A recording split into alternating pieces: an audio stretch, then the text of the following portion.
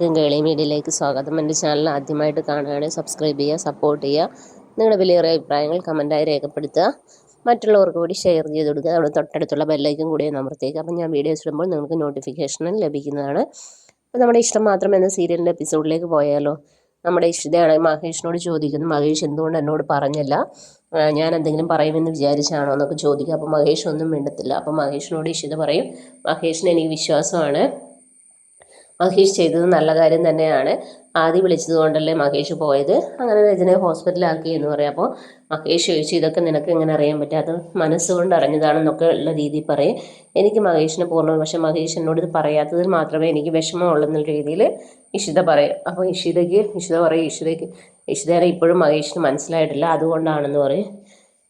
മഹേഷിനെ എനിക്ക് നന്നായിട്ട് അറിയാം എന്നുള്ള രീതിയിൽ പറഞ്ഞ് അവർ സ്നേഹത്തോടെ അവിടെ നിന്ന് അങ്ങോട്ട് പോവുകയാണ്. അങ്ങനെ ഇഷിത സ്വന്തം ഫ്ലാറ്റിൽ, ഇഷിതയുടെ അമ്മയൊക്കെ താമസിക്കുന്നിടത്തേക്ക് പോകുന്നു.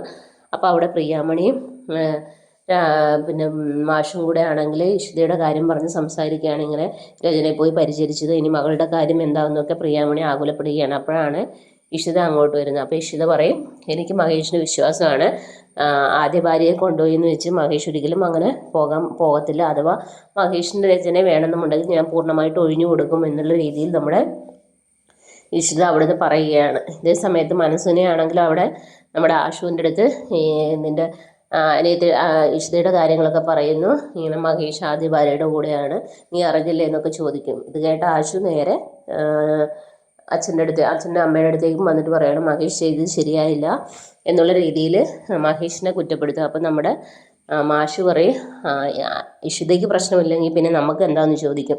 അന്നേരം ആശു പറയും, ഇത് ഇങ്ങനെ വിട്ടാൽ ശരിയാകത്തില്ല എന്നുള്ള രീതിയിൽ പറയും. പിന്നീട് ആദ്യം ജിപ്പി സ്കൂളിലേക്ക് പോകുന്നു. സ്കൂളിൽ പോകുമ്പോൾ ആദ്യം പറയുന്നു, എനിക്ക് അമ്മയെ കാണണം എന്നൊക്കെ പറയുന്നു. അപ്പോൾ ഇഷിത പറയുന്നു, മഹേഷിനോട് കൊണ്ടുപോയി കാണിക്കാനൊക്കെ പറയുന്നു. അപ്പോൾ അവന് ആകെ അന്തം വിട്ട് നോക്കുകയാണ്. അപ്പോൾ ഇഷിത പറയും, എനിക്കെല്ലാം അറിയാമെന്ന് പറയുന്നു. അങ്ങനെ അവർ സ്കൂളിൽ നിന്ന് അങ്ങ് പോവുകയാണ്. പിന്നീട് നമ്മുടെ രചനയെ ഡിസ്ചാർജ് ചെയ്യാൻ വേണ്ടിയിട്ട് മഹേഷ് പോവുകയാണ്. അങ്ങനെ ബില്ലൊക്കെ പേ ചെയ്ത് കൂടെ കൂട്ടുകയാണ്. അപ്പോൾ ഈ ആകാശിനെ വിളിച്ചില്ലേ എന്നൊക്കെ ചോദിക്കും. അപ്പോൾ പറയും, ഒന്നും മിണ്ടത്തില്ല, അവൻ വിളിച്ചെങ്കിലും എന്നോട് പറഞ്ഞ തന്നെ ആയിരിക്കും നിന്നോടും പറയും, എടുത്തു കൊണ്ടുപോയെന്ന് തന്നെ തിരിച്ചു കൊണ്ടുവരട്ടെ എന്നുള്ള രീതിയിലായിരിക്കും എന്ന് പറയുന്നു.